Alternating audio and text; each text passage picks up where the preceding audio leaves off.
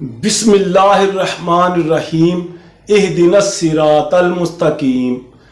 ان گنت درود و سلام رحمت للعالمین پر، آپ کی آل پر، آپ کے اصحاب پر۔ السلام علیکم ناظرین، میں ہوں آپ کا اپنا شیخ عبدالرشید اور آپ دیکھ رہے ہیں ہمارا یوٹیوب چینل اور فیس بک پیج۔ آپ سے گزارش ہے کہ ہمارا یوٹیوب چینل سبسکرائب اور فیس بک پیج فالو کرتے ہیں۔ ناظرین، دنیا میں کوئی بھی ریاست قانون، آئین اور عدل کے بغیر نہیں چل سکتی۔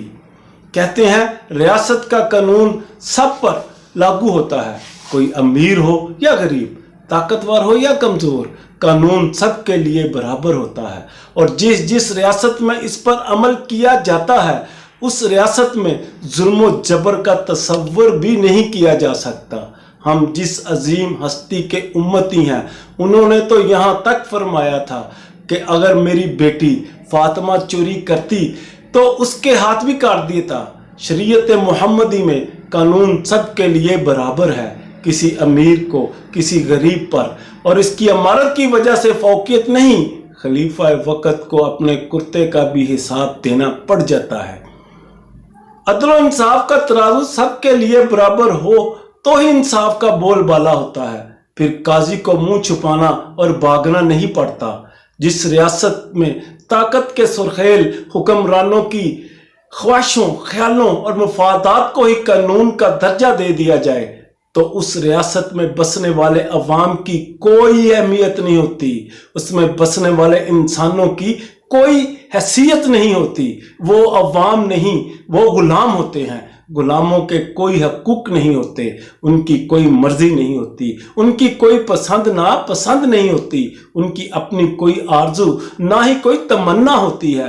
انہیں بولنا تو کیا، سوچنے کی بھی اجازت نہیں دی جاتی۔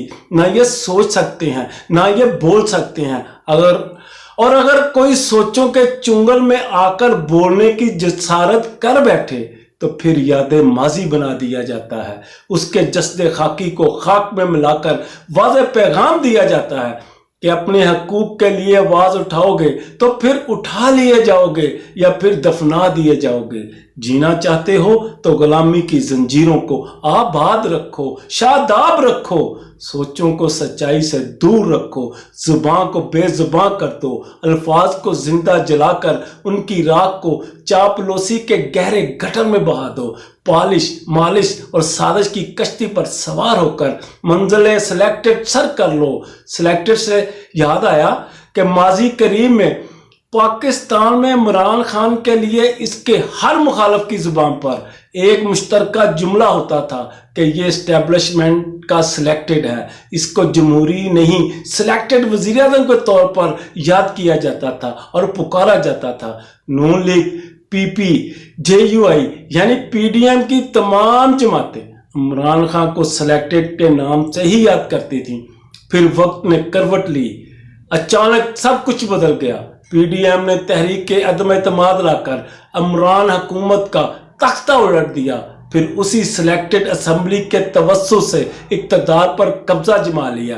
یعنی سلیکٹڈ کر دی نی میں آپ ہی سلیکٹڈ ہوئی۔ سلیکٹر پی ڈی ایم وچ تے پی ڈی ایم سلیکٹراں وچ ہن نہ سلیکٹڈ آکھے کوئی۔ جب قیدی نمبر 804 وزیر اعظم تھا اس وقت رات دن سلیکٹڈ کی تسبیح پڑھ کر سلیکٹ ہونے والوں نے 16 ماہ کے دور حکمرانی میں پاکستان کے 25 کروڑ عوام کا برکس نکال دیا، مہنگائی، بے روزگاری اور بد انتظامی کا ریکارڈ قائم کر دیا۔ آئی ایم ایف کی لونڈی بن کر پاکستانیوں سے بجلی بلوں، پیٹرول، چینی، چاول، آٹا اور دیگر روزمرہ کی ضروریات زندگی کی اشیاء کی قیمتوں میں ہوش ربا اضافہ کر کے لوٹ لیا۔ ویسے ایک بات ہے، یہ سب کر کے انہوں نے 25 کروڑ پاکستانیوں کو بتایا ہے کہ پی ڈی ایم کہتے کسے ہیں، پی ڈی ایم کے معنی کیا ہیں۔ وہ جو اسے پاکستان ڈیموکریٹک الائنس سمجھتے تھے ان کی یہ غلط فہمی بھی دور کر دی اور انہیں واضح طور پر بتا دیا کہ پی ڈی ایم پاکستان ڈبو و مکاؤ اتحاد ہے، اور انہوں نے اس پر عمل کر کے بھی دکھایا ہے۔ آج پاکستان میں بسنے والا ہر طبقہ، ہر ذی شعور پاکستانی پریشان حال ہے. کسی کو سمجھ نہیں آ رہی جیے تو کیسے جیے.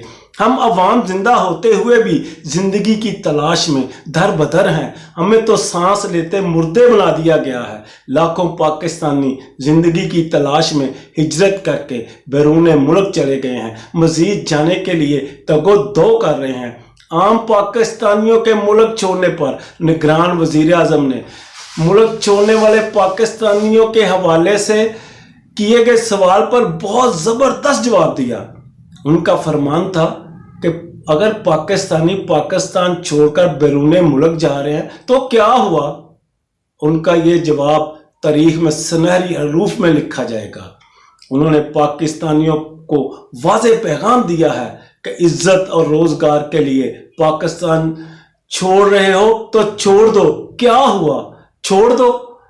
ناظرین، آپ تو جانتے ہی ہیں کہ پاکستان میں جینا ہے تو لب خاموش، ذہن معاف، سوچیں مخدوش ہونا ضروری ہیں.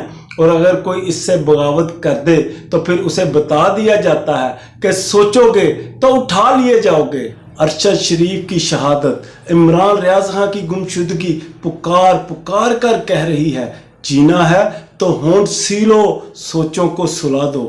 فیض احمد فیض کی روح سے انتہائی معذرت کے ساتھ عرض ہے، چپ کہ لب آزاد نہیں تیرے، چپ زباں اب تیری نہ ہے، تیرا ستواں جسم ہے تیرا. چپ رہ جاں اگر بچانی ہے، چپ رہ جاں اگر بچانی ہے. دیکھ کے آہن گر کی دکان میں تند ہے شعلے سرخ ہے آہن.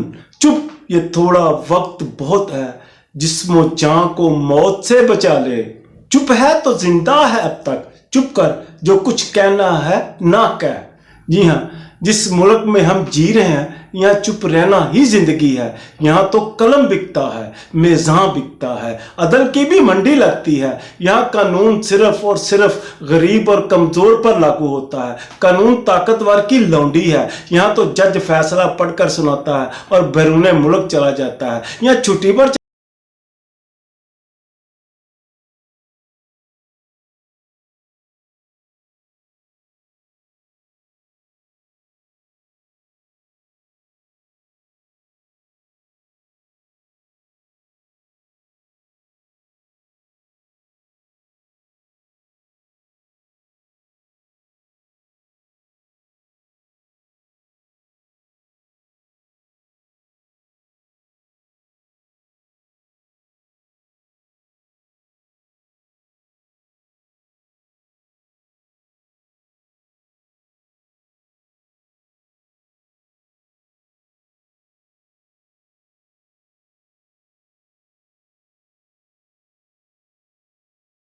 کہنا